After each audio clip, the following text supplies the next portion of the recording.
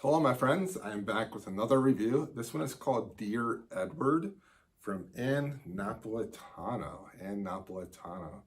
This is a book that my library's book club read, and I want to make a more concerted effort to actually read the books that my book club at my library are reading so that I can talk to my coworker and talk to some of the patrons that come in about the books. And usually my coworker picks amazing books, so I definitely want to start reading them more. I listen to this on audiobook, and I probably will try to listen to most of them on audiobook. I've been finding that my audiobooks recently haven't been grabbing my interest, but when it's general fiction like this, I can follow the story relatively easily while I'm doing other things. If I listen to like a fantasy or a science fiction book, I get lost sometimes because I get distracted with the things that I'm doing. And I haven't been in the mood to listen to nonfiction recently.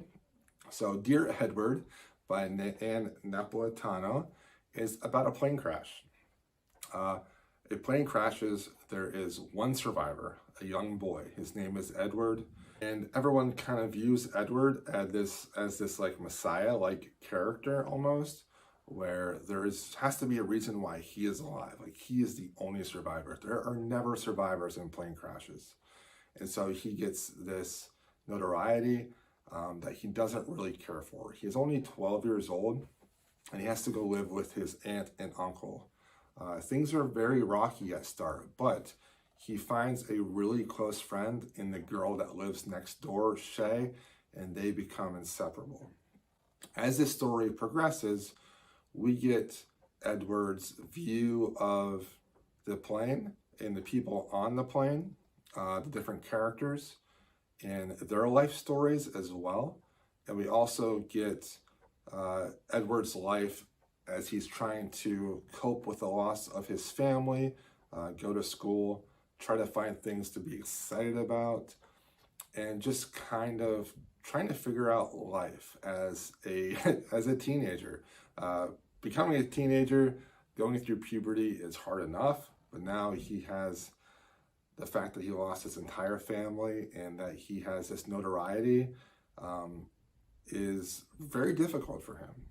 The highlight of this book is learning all of the different backstories of all of the different people on the plane. There's probably like a dozen people on this plane, where you get to learn who they are, get to learn what makes them tick, their motivations, who loves them, who they love, what they really want to do in their life.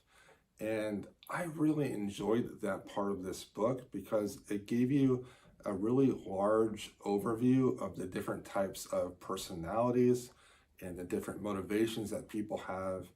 And it opens you up to a more complex view of why people do what they do. And that's why I really enjoyed this.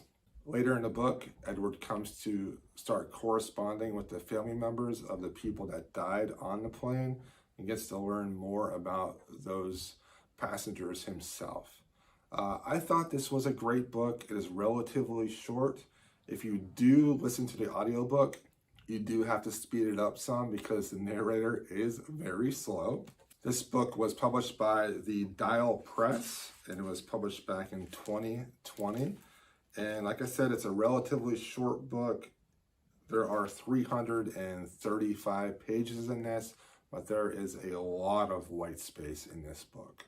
The audiobook went by very quickly as well. So stop by your local library, pick this one up. If you like literary fiction, I highly recommend this one. It is called Dear Edward by Anne Napolitano. I'll see you all in my next video. Thanks for watching.